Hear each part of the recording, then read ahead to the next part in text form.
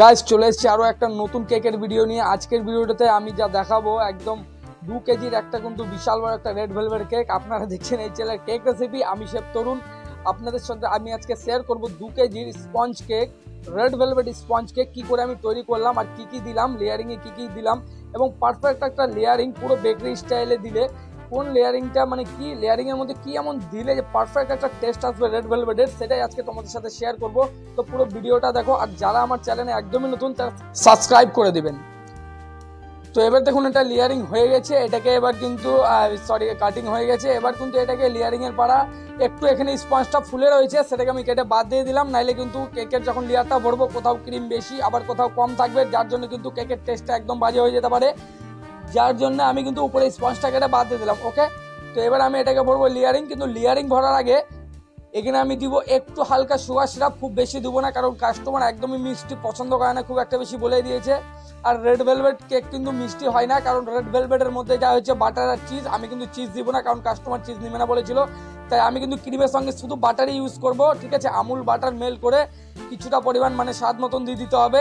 খুব বেশি দিলে কিন্তু বেশি ক্রিমটা নোনতা হয়ে যাবে। দেখুন আমি এখানে মেল করে নিয়েছি আমুল ক্রিম, আমুল বাটার। ওকে, তো আমুল বাটার দেখুন এখানে আমি কিছুটা পরিমাণে দিয়ে দিলাম লেয়ারিংয়ের জন্য। তারপরে এটাকে সুন্দর করে মিক্স করে নিব।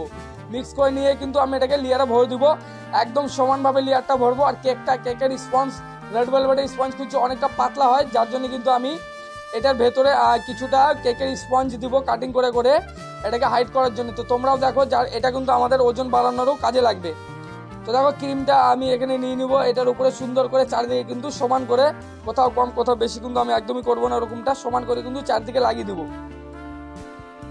দেখো তারপরে এই যে আমার কাছে স্পঞ্জ রয়েছে রেড ভেলভেটেরই, একদম রেড ভেলভেটের পিওর স্পঞ্জ এটা। ঠিক আছে, বেকারি মিলসের।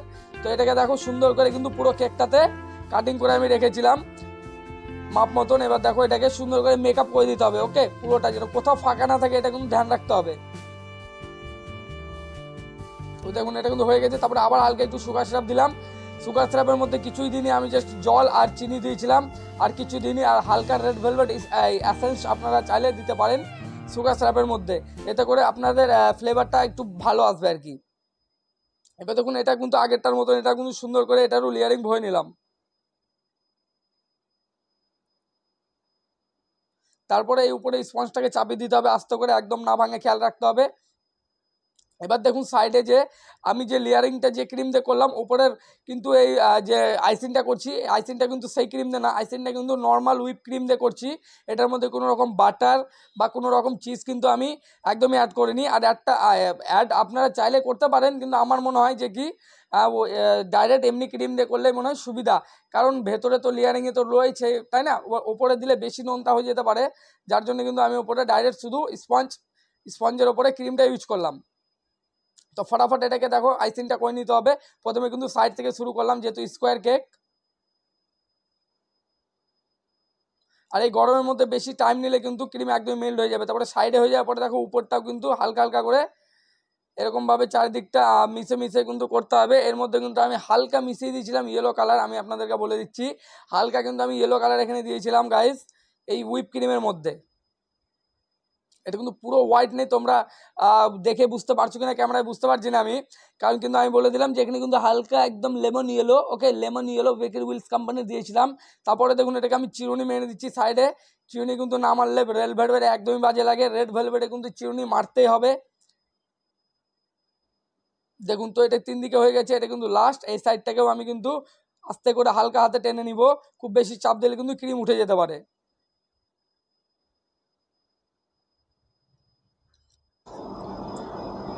তারপরে দেখুন উপরে যে আমি সাইডে ফিনিশিংটা টানলাম, তারপরে উপরে কিন্তু একটু একটু ক্রিম জমা হয়ে গেছিলো, সেই ক্রিমগুলো কিন্তু এই পাতলা ফিনিশিং কাঠটাকে দিয়ে আমি ফিনিশিং করে নিলাম হালকা হাতে টেনে।